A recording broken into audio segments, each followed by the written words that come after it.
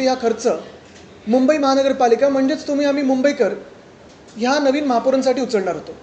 महापौर होऊन 6 महिने नाही झालेत, पण पहिलं म्हणजे गाडीवर लाल दिवा सायरन ही कॉन्ट्रोवर्सी झाली. मग इंटिरियर्समध्ये इटालियन मार्बल वगैरे लावलेलं आहे, ती कॉन्ट्रोवर्सी झाली. आता परत 2.5 कोटी आणि जणू काही त्यांना ताजमहालच बांधायचा होता.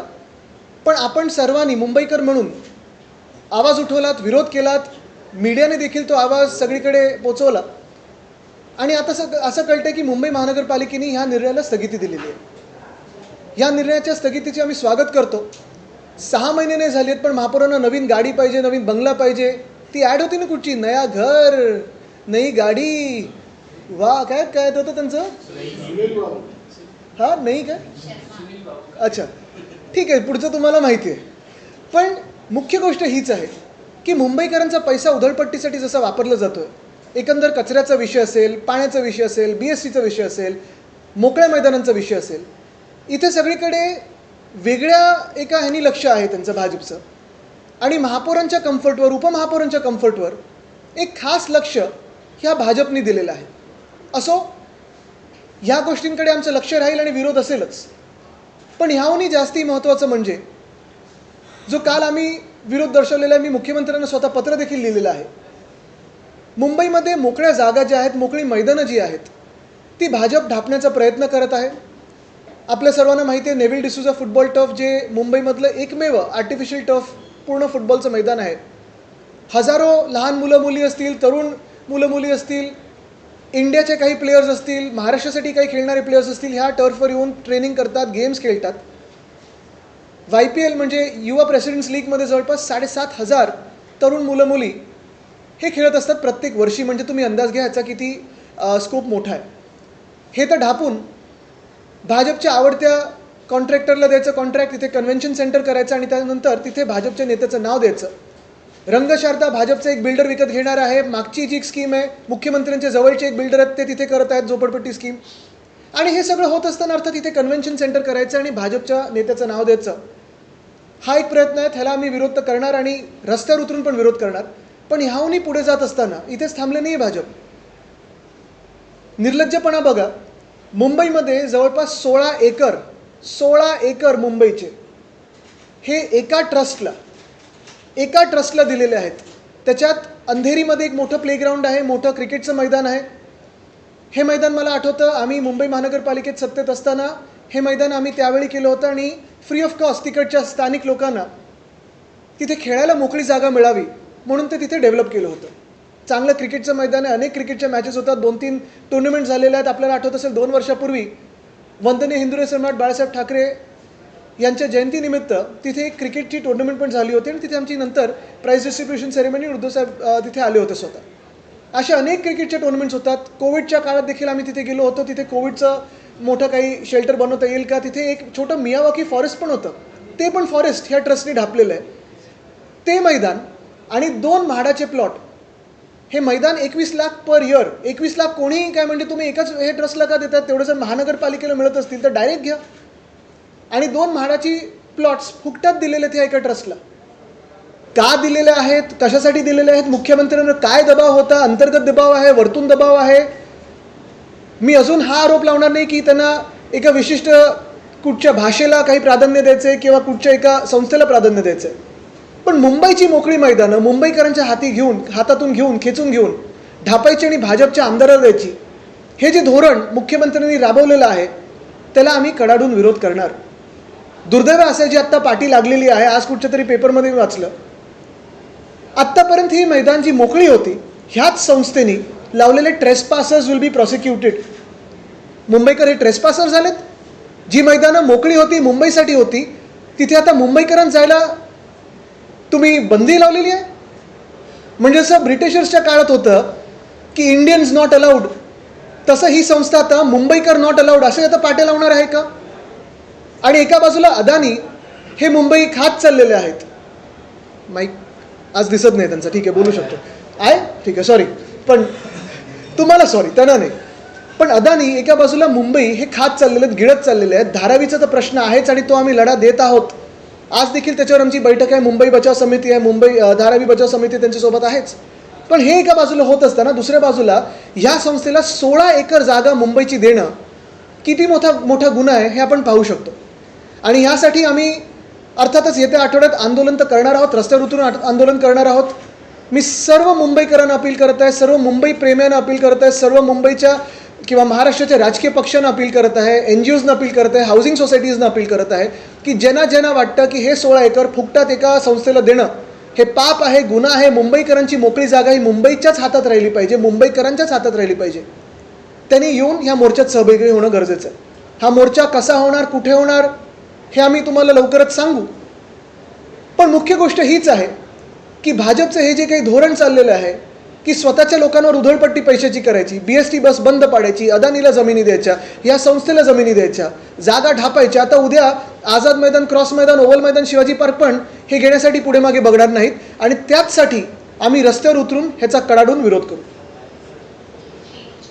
काल त्या आमदारांनी स्पष्टीकरण दिले की म्हणजे मी सर्वाधिक बोली लावल्यामुळे मला ही जागा मिळाली आणि जरी मला मुख्यमंत्र्यांनी मुंबईच्या जागेवर बोली लावतात, मुंबईच्या जागेवर मुख्यमंत्री तर बोली लावायला लागलेत, मुंबई ऑप्शन करायला लागलेत. हॉर्स ट्रेडिंग म्हटलं ठीक आहे, भाजपला सवय असेल की 50 खोके द्या आणि तुम्ही कोणी विकत घेऊ शकता, पण मुंबईच्या जागा ह्या तुम्ही अशा ऑप्शन करणार संस्थेला ज्या मुंबईसाठी मोकळ्यात? मग उद्या शिवाजी पार्कला तुम्ही कराल, ओव्हल मैदानला कराल, काय सोडणार मग तुम्ही? ते म्हणजे मला मुख्यमंत्र्यांनी जरी विचारलं तरी सुद्धा मी नियमाने ही जी आहे ती प्रक्रिया केली, मी कोणत्याही नियमित. म्हणूनच मी सांगतोय, मी अजूनपर्यंत त्या संस्थेचं नाव घेतलं नाहीये किंवा त्या आमदारचं नाव घेतलं नाहीये, कारण आमचं भांडण त्यांच्याशी नाही आहे. आमचं भांडण या प्रक्रियेशी आहे, ह्या राजवटीशी आहे, ह्या शासनाशी आहे ज्यांनी बोली लावली ह्या मुंबईच्या जी काही जागा आहे त्याच्यावर. 16 एकर तुम्ही देता, ऑप्शन करता. ऑप्शन ठीक आहे, तुम्ही एका वेळी वेगळं करू शकता, पण मोकळी मैदानं, आता अनेक मैदानं अशी झालेली आहेत. तुम्ही अजून एक आम्ही इथं मोहीम हाती घेतलेली आहे, सगळ्या शाखाप्रमुखांना आम्ही सांगत आहोत की अनेक वॉर्ड्समध्ये काही शाळांनी किंवा असं काही दाखवून किंवा काही संस्थांनी ग्राउंड घेतलेली आहे, टर्फ टाकलेलं आहे आणि आता सामान्य नागरिकांना तिथे येणंच बंद केलेलं आहे. आपल्याला आठवत असेल, आमच्या वेळी जेव्हा आमचं सरकार होतं मुंबई महानगरपालिकेत, आमचं धोरण स्पष्ट होतं की सकाळी 5 ते 9 आणि संध्याकाळी 5 ते 9 सामान्य नागरिकांना, मुंबईकरांना ती जागा फ्री ऑफ कॉस्ट वापरायला, मग त्यांच्या एक्सरसाइजसाठी, वॉकिंगसाठी, जॉगिंगसाठी, योगासाठी ही दिली गेलीच पाहिजेत. ही मुंबईची मोकळी मैदान आहेत. अर्थात तिकडचे खासदार पण काही स्थानिक बोलणारच नाहीत, कारण त्यांच्या पण क्लबचा विषय आहे, त्याच्यासाठीच ते तिथे गेलेले आहे. तो पण आम्ही विषय विसरलो नाही आहे. ते अंधेरी जूच्या आसपासचे जे खासदार आहेत तिकडचे. सर, मोहन भागवत जेन अल्फांशी संवाद साधतायत जिओमध्ये आणि नव्या पिढीशी संवाद साधला जायला हवा. जंतर मंतरवर जेव्हा आंदोलन सुरू होतं तेव्हा सुद्धा हा कानमंत्र त्यांनी केलेला होता. फायदा होईल यामुळे भाजप आणि संघाचा हा जो ट्रेंड. काय ज्यांना मंत्र दिले कानात, ते कानात बोळे घालून बसलेत भाजपवाले, ते कुठे ऐकतात? लाठीचार्ज करताना, टिअर गॅसच्या सामोरे जाताना, AK-47 झेलताना ही सगळी कानमंत्र कुठे होती? जरांगे पाटलांनी आरोप केलाय की एकनाथ शिंदे यांनी आमच्यासोबत डबल गेम केलाय. आता शिंदेकडे बघा, एकनाथ शिंदेकडे दिसतात कसे डबल गेम करतात. तर तुम्ही आता बघता 4 वर्ष जे काही झालेलं आहे, खरं तर आपण पाहिलं असेल नुसतं फसवाफसवीचा कार्यक्रम हा मिंदेंनी सगळीकडे केलेला आहे. असो, त्याच्यावर खूप काही बोलण्यासारखं असलं तरी मी आपल्याला परत एकदा मुंबईच्या मोकळ्या मैदानावर आणेन, कारण आज हा फार मोठा विषय आहे आणि आता मुंबई शांत बसणार नाही. काल सुनावणीचा पहिला टप्पा बऱ्यापैकी पार पडला. कपिल सिब्बलांनी ज्या पद्धतीने मुद्दे मांडलेत की विधिमंडळ गट वेगळा आणि पक्ष वेगळा आहे, आज पुन्हा एकदा सुनावणी आहे, काय अपेक्षा आहेत? आणि आज थोडं 2 नंतर बोलूया आपण, सुनावणी होऊन जाऊ द्या. पण आज परत तुम्हाला मोकळी मैदानं, सब मैदान नाही आहे. किती किंमत असेल या सगळ्या जमिनींची? एक घोबळ. एक तर आपल्याला अंदाज द्यायचा म्हणजे जर 16 एकर मुंबईत घ्यायचे झाले तर तुम्ही खरोखर मुंबईत 16 एकर घेऊ शकता का एवढे इझिली? म्हणजे 2 म्हाडाचे प्लॉट फुकटात मिळालेत. आणि जे संकुल आहे, क्रीडा संकुल आहे, जे आम्ही क्रिकेटचं ग्राउंड म्हणून बनवलं होतं, मला आठवतं तेव्हा विजय सिंगल मला वाटतं AMC होते त्यावेळी, आणि त्यांनी त्यावेळी तो पुढाकार घेऊन, स्थानिक आमचे नगरसेवक वगैरे होते, तेव्हा आपण पाहत असाल हे ग्राउंड 21 लाखाचं त्यांनी बोली लावली की जे काही BMC बरोबर आहे, आणि मग रेव्हेन्यू शेअर 21 लाख वर्षाला, आणि त्याच्यात रेव्हेन्यू शेअर म्हणजे मिळणार किती मुंबई महानगरपालिकेला? मिळून मिळणार किती? आणि तो सगळा खर्च परत तुम्ही महापौर बंगल्यात टाकणार, तर कसं चालणार? आजच्या 25व्या दिवशी जीव समुद्रकिनारी पुन्हा एकदा मोठ्या प्रमाणात कचरा पाहायला मिळतोय. काल जेव्हा महापौरांना याबद्दल प्रश्न विचारण्यात आला, त्यांचं असं म्हणणं आहे त्यांना स्पेस टेक्नॉलॉजी वापरायला सांगा, दिसेल त्यांना. पण मी परत तुम्हाला आज ह्याच विषयावर आणतो. ह्याच्यावर अजून काही विषय असतील, प्रश्न असतील तर मला विचारा. पण गोष्टींचा अनड्यू ॲडव्हान्टेज घेतला जातोय का? कारण आपण बघू शकतो तर तुम्ही टर्फचा मुद्दा घेतला, ग्राउंडचा मुद्दा घेतला, कुठेही मोकळी जागा दिसली की त्याला कुठे ना कुठे अनड्यू ॲडव्हान्टेज शासन घेताना दिसतं तुम्हाला असं? नक्कीच. आणि आता काय झालेलं आहे की काहीतरी नुसतं विरोध दाखवायचा म्हणून भाजपचंच कोणतरी एक पदाधिकारी एक पत्र टाकतं आणि आम्ही विरोध पण केला आहे पण मुख्यमंत्री ऐकत नाहीत. आता भाजपच्याच पदाधिकाऱ्यांचे मुख्यमंत्री ऐकत नसतील तर मग नेमकं कोणाचं ऐकतात? प्रभादेवीचं मैदान देखील अनेक मैदान आहेत. प्रभादेवीचं मैदान आहे, जसं मी सांगितलं आमचं बँड्राचं मैदान आहे, कितीतरी मैदान आहेत. आता कोलाबामध्ये पण 1-2 मैदानांचं आमच्या कानावर आलं की तिकडचे स्थानिक लेवलला काहीतरी चालू आहे. सगळ्याचे एकत्रितरित्या तुम्ही मोर्चा काढणार? निश्चितपणे. पण पहिला मोर्चा हा या 16 एकरसाठी असेल आणि ओपन स्पेसेसवर अर्थात असेलच. मोर्चात कोण सहभागी असणार? आज मी आता नाही मोर्चा कधी काढायचा आणि त्याचं रूप काय असेल आणि कुठे आम्ही ते आता आम्ही आपल्याला लवकरच जाहीर करू. पण एक निश्चित आहे, मुंबईकरांना, सर्व मुंबईकरांना सगळा राजकीय भेदभाव विसरून तुम्ही मुंबईसाठी उतरा, तुमच्या भवितव्यासाठी उतरा. कारण मोकळी मैदानं राहिली नाहीत तर मोकळा श्वास घ्यायला जागा राहणार नाही. हे आज चित्र दिसायला लागलेलं आहे. हिंदी में ब्रीफ कर दीजिए कि 16 एकड़ जमीन की क्या कहानी है? कल पहले तो आपने हमारा इम्पैक्ट देखा होगा. जैसे ही न्यूज़ आई, जैसे ही खबर आई कि महापौर महोदया लगभग 5.5 करोड़ ये इस्तेमाल करने जा रही है, खर्च करने जा रही है खुद के बंगले पे. पहले तो इटालियन मार्बल वगैरह लगाया, शीश महल बनाया, जैसे भाजपा का ही फेवरेट वर्ड है, शीश महल बनाया. और उसके बाद में एक्सटीरियर अभी चल रहा था, यानी जू में रहती है तो भी उनको साउंड बैरियर्स चाहिए थे. एकदम शांत एरिया, इलाका बहुत अच्छा इलाका है. पहले भी हमारी महापौर महोदया जो किशोरीताई है वहाँ रह चुकी है. अच्छा इलाका है, शांत इलाका है, लेकिन वहाँ आवाज़ कौन करता है पता नहीं, या इनको पेड़ पौधों की आवाज़, पंछियों की आवाज़ अभी सहन नहीं होती, ऐसी बात है. लेकिन कल हमने जब ये विरोध किया तो उनको उस पर पीछे जाना पड़ा. एक पर्सपेक्टिव देना होगा तो सांसदों को अपने चुनाव क्षेत्र के लिए 5 करोड़ मिलते हैं. यहाँ विधायकों को महाराष्ट्र में 5 करोड़ मिलते हैं अपने चुनाव क्षेत्र को. तो फिर महापौर महोदया को उससे ज़्यादा क्यों मिलता है सिर्फ अपने बंगले पे? तो ये एक बात रही. और दूसरी बात यही है कि मुंबई में जैसे ये एक लूट चली है वैसे दूसरी लूट ओपन स्पेसेस की है. पहले तो नेवल डिसूजा फुटबॉल टर्फ जो मुंबई का ऑफिशियल एसोसिएशन का टर्फ है, बहुत सारे राष्ट्रीय खिलाड़ी, फिर जो स्टेट के लिए खेलते हैं वो, और बहुत सारे बच्चे, अनगिनत बच्चे वहाँ खेलते हैं, हर दिन फुटबॉल खेलते हैं, बहुत सारी फुटबॉल की मैचेस होती है, वहीं से आपके प्लेयर्स आते हैं. तो वो छीना जा रहा है. क्यों? तो पीछे स्लम में सीएम के एक करीबी बिल्डर का एक स्कीम चल रहा है और इस तरफ रंग शारदा भी बीजेपी के एक बिल्डर को जाने वाला है. तो फिर वो क्या करे, तो वहाँ एक कन्वेंशन सेंटर बनाए और भाजपा के नेता का नाम दे. तो ये बात है. दूसरी बात अगर आप देखें तो मुंबई में लगभग 16 एकड़ एक ट्रस्ट को दिया जा रहा है. 16 एकड़ ओपन स्पेस. वहाँ एक क्रिकेट का ग्राउंड है बहुत बड़ा, लेकिन वो किसी एसोसिएशन का नहीं है. वहाँ आम जनता जाके खेलती है. हर दिन बहुत सारे लोग चलने को जाते हैं, टहलने को जाते हैं, योगा करने को जाते हैं. वहाँ एक मियावाकी फॉरेस्ट भी है. दुर्भाग्यपूर्ण बात यही है कि उसी ओपन स्पेस पे आज उसी संस्था ने लिखा है ट्रेसपासर्स विल बी प्रोसिक्यूटेड.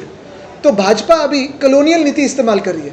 जैसे पहले कहा जाता था कि इंडियंस नॉट अलाउड, वैसे अभी ये संस्था कह रही है मुंबईकर्स नॉट अलाउड.